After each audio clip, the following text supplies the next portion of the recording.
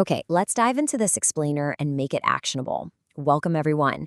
Now, if you're an educator, an instructional designer, or a curriculum specialist, well, you know the feeling all too well, right? You're handed this massive, incredibly dense, bureaucratic curriculum guide, and somehow you're expected to transform that towering stack of paper into engaging, safe, and effective daily lesson plans for your students. Honestly, it can feel a bit like trying to translate a foreign language while building a house at the exact same time. But today, we're going to fix that. We are going to master the exact process of taking the strengthened senior high school curriculum for electrical systems installation and breaking it down into bite-sized, truly teachable moments.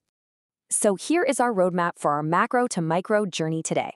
First, the electrical curriculum framework. Second, content versus performance standards. Third, we'll focus on fire alarms. Fourth, unpacking learning competencies.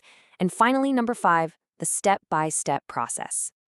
All right, let's jump into section 1, the electrical curriculum framework, from broad goals to specific tracks. When we look at the instructional design framework here, you'll immediately see those 3 key pillars circling the center: responsive, relevant, and reflective. Now, this isn't just fluffy educational jargon. This is an absolute mandate. It basically means our teaching has to adapt to actual industry needs. It has to matter in the real world, and it has to allow students to truly internalize their skills. And you can see how this grand philosophy maps directly onto the grade 11 and 12 technical professional track for electrical system installation. Literally everything we do in the classroom has to tie back to these interconnected gears of teaching, curriculum, and continuous improvement. Moving right along to section 2, content versus performance standards, knowing versus doing.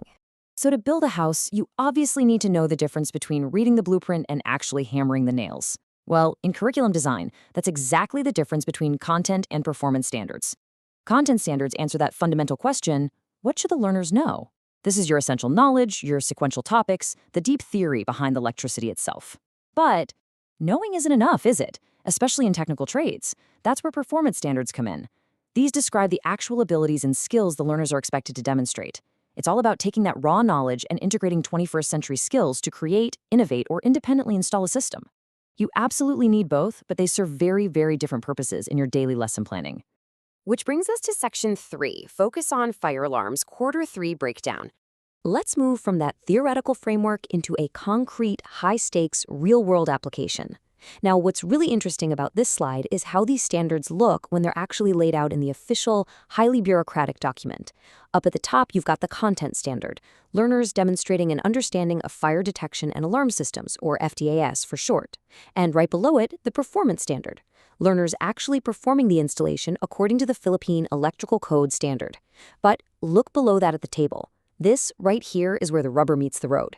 It's dense, it's dry, and honestly, if you just read this out loud to your students, their eyes would completely glaze over. We have to translate this grade into real action, because tucked inside that grid are the learning competencies. And for FDSA, they're actually broken down into this really beautiful, logical 3-part progression. Number 1, discuss the devices and wiring diagrams. That is your pure comprehension. Number 2, perform installation procedures. This is the hands-on psychomotor skill application. And number 3, report completion of work.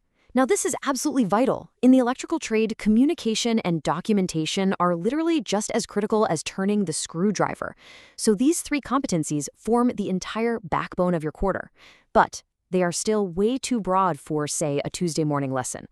And that's exactly where our next vital strategy comes into play. Let's head into section 4. Unpacking learning competencies, the bridge to the classroom. All right, listen up, because this concept is the single most important strategy in this entire explainer. I want you to think of a learning competency kind of like a tightly packed suitcase that you take on a really long trip. If you just look at the outside of the suitcase, sure, you know it's luggage, but you have no idea what you can actually wear today. Unpacking a learning competency simply means opening that suitcase. It's the process of breaking down those broad general learning goals into much more specific, highly actionable skills and knowledge. This process right here, this is the ultimate aha moment for educators because it finally lets you see exactly what pieces you have to work with, allowing you to create truly effective, aligned lessons instead of just taking a shot in the dark. And when we unpack that suitcase, we're specifically looking to extract the KSA. That stands for knowledge, understanding, skills, and attitudes.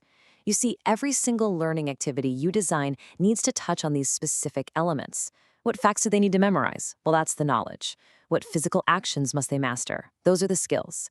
And what safety mindset or professional demeanor must they adopt? That is the attitude. Look, if your unpacking process misses any of these, your students might know how to wire an alarm, sure, but they might not care enough to double-check their safety grounds, and we all know how important that is. Okay, let's wrap things up with Section 5, the step-by-step process, from policy to lesson plan. Let's look at the actual mechanical engine of how you do this day in and day out. We've taken the liberty of distilling the unpacking process into 5 highly reliable steps. Step 1, select the competency. Step 2, identify the key terms and verbs. Step 3, break it down into knowledge, skills, and attitudes.